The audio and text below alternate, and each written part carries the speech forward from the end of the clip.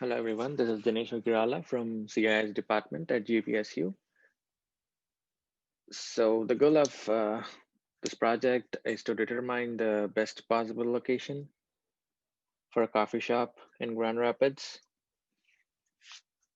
So the business problem here is if someone came up with an idea to open a coffee shop in Grand Rapids, where would you recommend that they open it? So there comes this question, even if they did, like anywhere, so will they survive the competition? So my solution to this problem would be choosing the area which has less competition. By that I mean uh, two coffee shops in that area have enough distance between them and not so that they do not lure each other's customers. To achieve this, I used an unsupervised machine learning technique called k-means clustering. So I'll walk you through the code here. So these are the libraries that I used for this project. And so initially I web scraped the data from this website, like just like a list of neighborhoods. So I passed this neighborhood list to geocoder library so that it gives me geographic coordinates of this list. So it'll look something like this.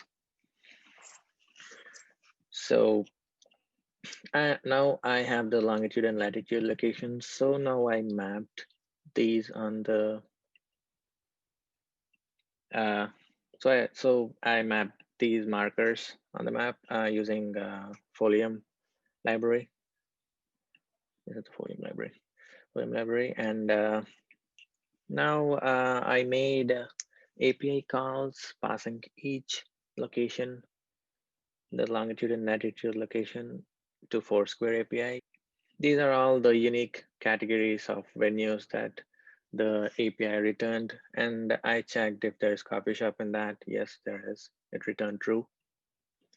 So to convert this categorical data into numerical data, I used one hot encoding so that I can take the mean frequency of each category, and I calculated number like which neighbor, how many number of neighborhoods have a coffee shop in it.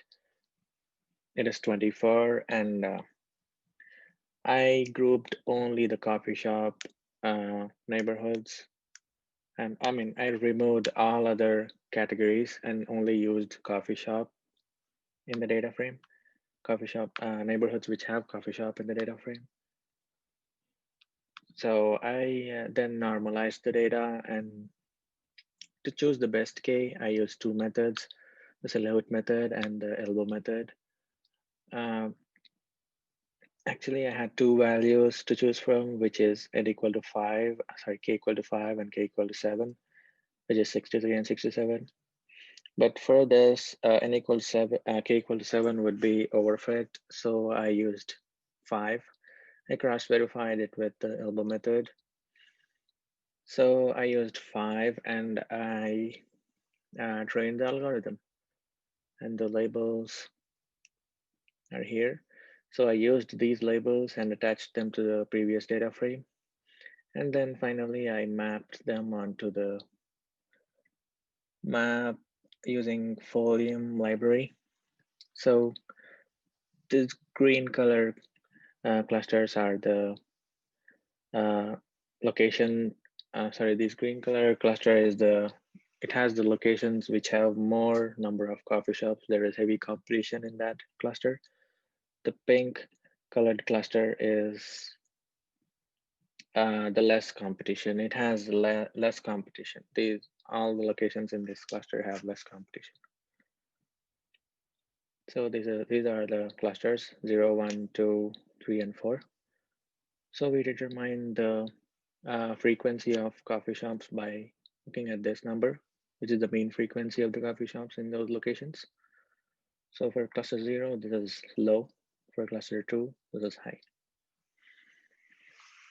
So that is my project. And if you find anything interesting, please go through the report. Thank you.